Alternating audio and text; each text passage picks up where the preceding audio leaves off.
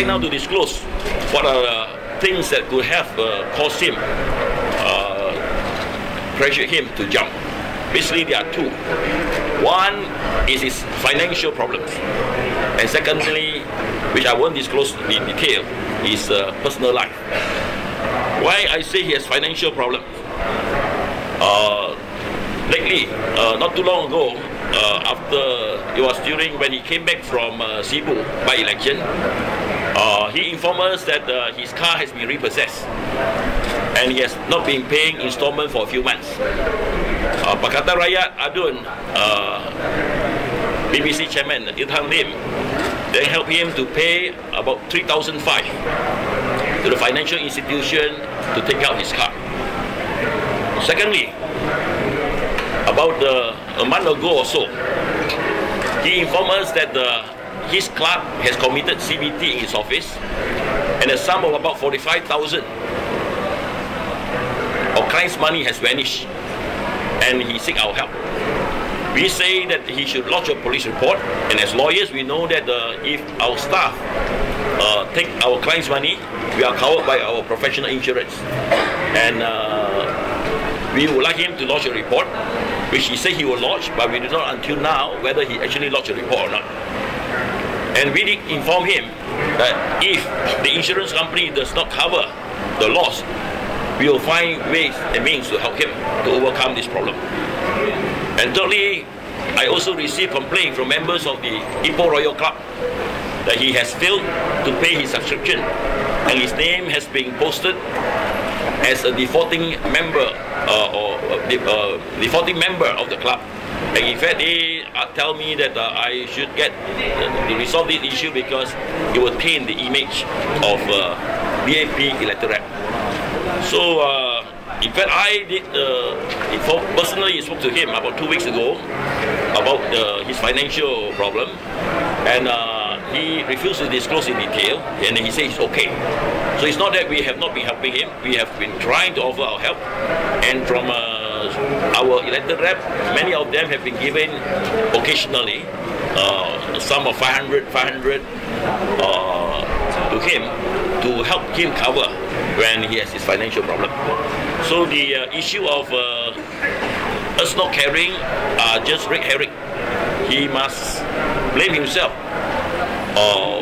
in the predicament he's in, where he has been forced to accept the offer from Barisan Nasional to jump. And on his personal life, I won't elaborate out of respect for individual privacy, but that could have been one of the other reasons, apart from money, that could have been used by Barisan Nasional to pressure him to declare him out of BAP. I would like to state here very clearly that he said he made it independently, which is not true. In fact, he has since 2 years ago, informing us of the Barisan Nasional's offer, and he has even lodged a MACC report that he has been offered 20 million to jump ship when we were in Pakatan Rakyat, and he resisted the temptation when Pakatan Rakyat was ruling the state. And as late as the last 1 month, he has also been approached by UMNO agents to ask him to jump. So I would like to make very clear, the UMNO Barisan Nasional is behind this. Yesterday's announcement by Kashwinder Singh was no surprise to us, because on Monday night, later part of the evening, we have received information from UMNO sources itself. We all have heard what we said yesterday. Many UMNO elected rep are unhappy with the Zamri, and they would like to come over to our side, which we, after discussion, we said no. We will never take power, we will never ever assume office without the mandate from the people. We want to make that very clear to them, and we have told them that if they have no confidence in Zamri, they should declare that they have no confidence in Zamri and force him to call for a dissolution of the assembly and a fresh election be called. From information received, I would like him to confirm, yes or otherwise, the offer is in the millions, though not as much as the 20 million that he was offered much earlier, because that will bring down the government. Now he's worth a little lesser, but also in the tune of millions. I would like to challenge him to swear in a Sikh temple that he did not receive any benefit from this departure. We know that logic will tell us he has been offered so many times, which he admitted and reported to the MACC. Surely there must be offer for him to leave this time. He Ek Fong and Kashwinder Singh has signed an agreement with the party when they became candidate that they will quit their post if they were to join another party or leave DAP, and will pay a compensation of 5 million ringgit to the party. I would like to state here that why we have not taken action earlier.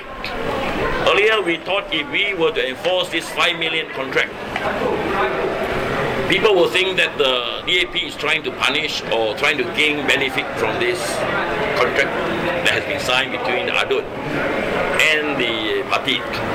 We would like to concentrate on our abhorrence over the betrayal of the people, rather than concentrating on getting something out of this betrayal. But the time has come. I think the public opinion now is that these people must not benefit from betraying the people, and legal action will be taken against them over this contract, and assure the people that whatever sum, if we recover from them, will be for the people. The party will spend it in a political struggle or in a program that will be benefiting the people. I'd like to reiterate that PR will not form government without the people's mandate. UMNO ADUNs who want to cross over to us, we advise them to think of the people. If they feel that Zamri and Barisan Nasional is a disaster to Perak, they should force a fresh election to be conducted. And I would like to say this to Zamri: shame on you for holding on to power shamelessly without a mandate from the people. We are called Yang Berhormat, and Menteri Besars are called Yang Amat Berhormat.